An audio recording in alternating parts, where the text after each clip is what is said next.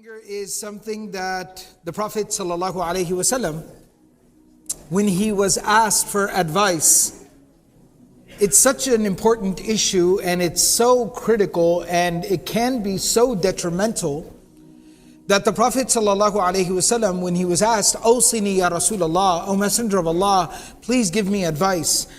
The Prophet ﷺ, فَقَالَ لَا تَغْضَبْ, he said, do not give in to your anger. فَرَدَّدَ مِرَارًا. And then the Prophet ﷺ, he continued to repeat that over and over and over again. So it's something that is very, very critical. And Allah subhanahu wa ta'ala in the Quran, when speaking about people that are devout, people that fear Allah, people that are righteous, people that live a life of goodness, He lists some of their characteristics and qualities.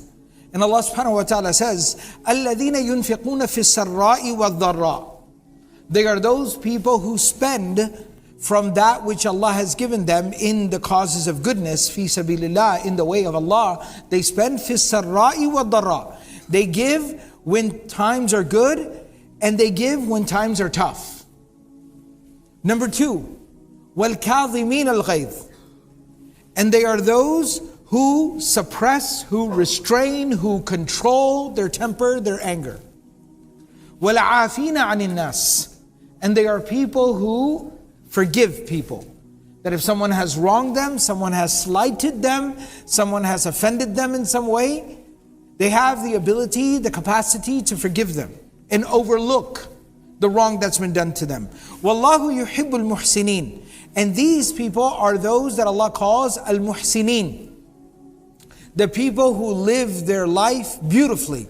People who live their lives with excellence, with virtue. And Allah subhanahu wa ta'ala says, He loves the people who live their lives in this kind of a virtuous manner.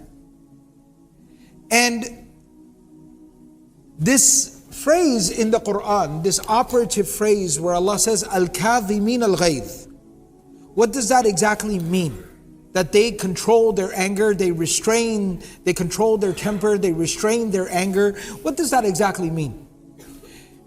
And so the scholars have explained, Imam al-Tabari rahimahullah ta'ala, he says, الَّذِينَ يُمْسِكُونَ غَيْظَهُمْ فَيَكُفُّونَهُ وَلَا يَعْمَلُونَ بِمُقْتَضَاهُ. That they are those people who have the ability to hold, to grab, to pin down their anger. He's presenting the anger and the temper of the person as kind of a wild animal. They have the ability to pin down that wild animal and hold it down and not let it run wild and do whatever it wants to do. Imam al-Qurtubi rahimahullah ta'ala, he says, قَذْمُ الْغَيْظِ هُوَ إِمْسَاكُهُ مَعَ الْقُدْرَةِ عَلَى إِنْفَاذِهِ. That controlling your temper, restraining your anger is someone's ability to hold themselves back even though they have the full capacity and the ability to be able to act on that anger. They have the ability to act on the anger. They're in a position of power. They are stronger than the other party. They have some kind of an opportunity to be able to act out, lash out. But they still hold themselves down. They restrain themselves in that moment. That is that quality that Allah subhanahu wa ta'ala is talking about. Imam al-Razi rahimahullah ta'ala, he beautifully explains, he says that al-ayatu rattabat al-akhlaq ala thalathi darajatin. That the verse is actually laying out how to live a good life, a spiritual life, a dignified life, a life of virtue. How to live that in 3 stages. Number 1, he said, kadhmul ghayth. Number 1, it begins by restricting yourself, by restraining yourself and holding yourself back during moments when you might feel upset or difficult. Number 2, ثُمَّ الْعَفْوُ. And after holding yourself back, do you then have the ability to be able to forgive the wrong that was done? And number 3, ثُمَّ الْإِحْسَانُ. Then can you rise to the level of excellence where you could do good for the one who has wronged you. You could actually do something kind, something good for the person who has wronged you. And so, what is very important to understand here, because Allah subhanahu wa ta'ala is saying, وَالْكَاظِمِينَ الْغَيْظِ. So Allah is conceding, Allah is telling us, you will feel angry. You will feel enraged. You will be upset by things. Allah did not say never feel upset. Never get bothered by anything. Never be upset about anything. That's not what Allah said. Allah said you will be upset about things. But when you are upset, do you have control? Do you have self-control? That's the question. And so what we realize is that being faithful, being devout, having a relationship with Allah, لا يمنع الغضب, that will not stop you from ever being upset or offended by something. لكنه يمنع الظلم عند الغضب. But rather what it will do is it will allow you to not resort to oppression. It will prevent you from violating someone else's rights because you were upset. And that's what the Prophet ﷺ was talking about in the hadith in Sahih Bukhari, where the Prophet ﷺ says, لَيْسَ الشَّدِيدُ بِالسُّرْعَةِ إِنَّمَا الشَّدِيدُ الَّذِي يَمْلِكُ نَفْسَهُ عِنْدَ الْغَضَبِ. That a strong person, a powerful person, a mighty person is not someone who can physically overpower someone. But the Prophet ﷺ said that the true, strong, mighty person is someone who can control themselves when they are upset by something. That they can hold themselves, restrain themselves from acting out on their immediate impulses. And Ibn Hajar rahimahullah ta'ala, elaborating on this hadith, he says, لِأَنَّ الْغَضَبَ يَحْمِلُ صَاحِبَهُ عَلَى الْإِنْتِقَامِ. Because that thing that is called al-ghadab, that part of us that feeds off of, that anger, that will always push a person to resort to oppressive and violent and disrespectful behavior. فَمَنْ مَلَكَ نَفْسَهُ عِنْدَهُ كَانَ أَقْوَى النَّاسِ. But if somebody can control that, someone can restrain that part of themselves, they become the strongest and the most mightiest of people. And the Prophet ﷺ, in the hadith that I shared earlier, where when the Prophet ﷺ was asked for advice and he said, لا تغضب, فردد مراراً, and he kept repeating himself, لا تغضب, لا تغضب, لا تغضب, لا تغضب. If you translate it very basically, what I like to, in the classroom, call Google Translate, all right? Too many of the students do that, right? So if you try to Google Translate that, it means don't get angry. But we just said, Allah's not saying don't ever feel angry, right? Because Imam Shafi'i rahimahullah ta'ala explained, if you never feel upset by anything, you're not human, you're a donkey. You just don't care about anything. Nothing is sacred, nothing means anything. Imagine if somebody insulted, your mother. You shouldn't be upset. Somebody said something very disrespectful about the Prophet ﷺ. Should you not feel upset? Of course you should. That's a sign of faith. But how you act is what the Prophet ﷺ was talking about. So la taghdab, the Prophet ﷺ wasn't saying never feel angry. The Prophet ﷺ was upset by things. But what the Prophet ﷺ is saying, do not let your anger control you. You control your anger. Do not let your anger take over. Do not succumb and surrender to that anger, that rage. Don't do that. Because that's not the quality of a believer. We are submitted to Allah and we submit to nothing, no one else. And that anger, that rage, that red that you see when you're mad, that comes from shaitan. That comes from the ego, the nafs. And if I give in to that, if I let my anger control me, then I'm no longer submitting only and solely to Allah. Now I've submitted to shaitan. Now I've submitted to my own ego. And that's what the Prophet ﷺ is saying. And the Prophet ﷺ, because this is such a real, human issue, just feeling angry, controlling your temper, the Prophet ﷺ gave us very, very practical advice and interventions on how to control that anger. A few things. Number one, the Prophet ﷺ said, say less. When you're angry, when you're upset by something, less is more. Do less, say less. Just be quiet for a little while. Don't text. Don't send that email. Just nothing. The hadith in Musnad of Ahmad, the Prophet ﷺ says, إِذَا غَضِبَ أَحَدُكُمْ فَلْيَسْكُتْ. When you're angry, the Prophet ﷺ said, be quiet.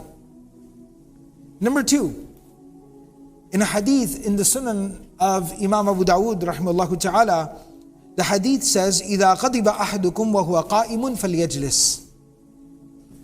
If you get upset by something and you're standing up, sit down. Change your posture, change your situation. Just go sit down somewhere, lay down for a bit, and be quiet. No conversation. Not with the person you're upset with, not with somebody else about the person that you're upset with, just nothing. Be quiet, change your posture. Number 3, the Prophet ﷺ, in another hadith of Abu Dawood, he says, إِنَّ الْغَضَبَ مِنَ الشَّيْطَانِ. That this rage, this anger, this is from shaitan. وَإِنَّ الشَّيْطَانَ خُلِقَ مِن نَارٍ. And shaitan was made from fire. وَإِنَّمَا تُطْفَأُ النَّارُ بِالْمَاءِ. And the thing that extinguishes fire is water. And then the Prophet ﷺ instructed, make wudu. Make wudu.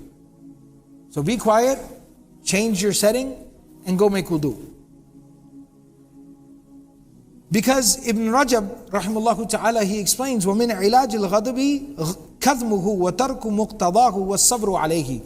Because the remedy for that rage and anger, and if somebody has that problem of giving in to that anger and succumbing to that rage, the remedy for that, he's saying, is to restrain it, not act on it, and push through until it subsides. That's the key. Because Imam Ghazali rahimahullah ta'ala, he said, Al-ghadabu jamratun fil qalbi, yuthiruha al-kibru wal-intiqam. Because he says that rage and anger, al-ghadab, that is like a burning coal inside of a person's heart. And just like, you fan the flames, you feed the fire. The thing that feeds the fire of rage and anger is ego and the desire for vengeance.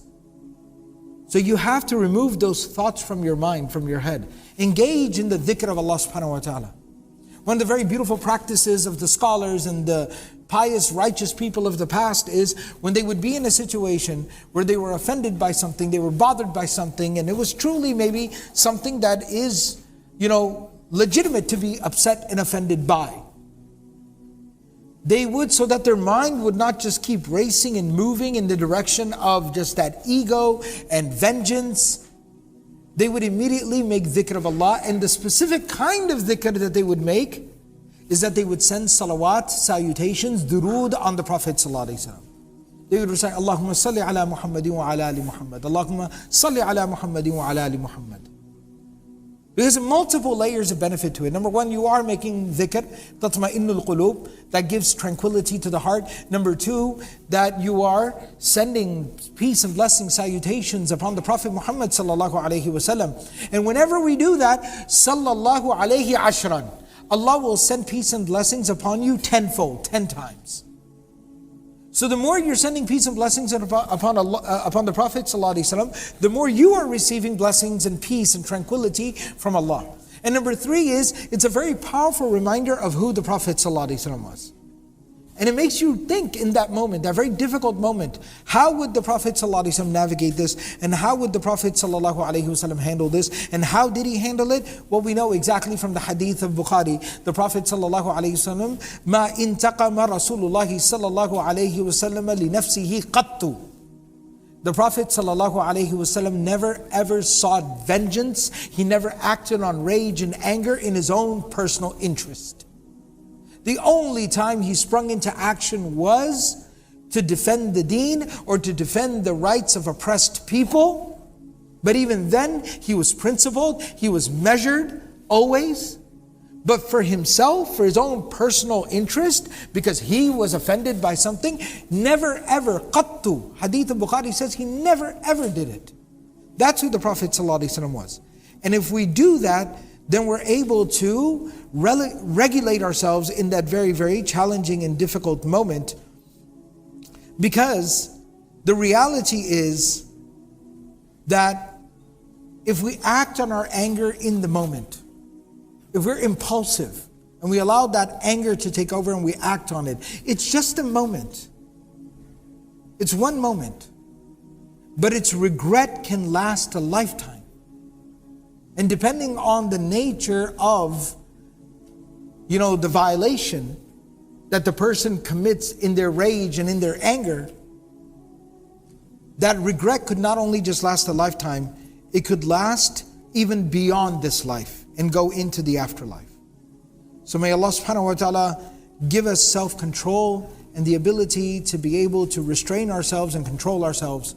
The month of Ramadan, the fasting is a very important part of developing that spiritual discipline to gain that kind of self-control. So may Allah subhanahu wa ta'ala give us the ability to practice everything we've said and heard. Subhanallahi wa bihamdihi. Subhanakallahum bihamdik. Nashhadu wa la ilaha illa anta. Nastaghfiruka wa natubu ilayk.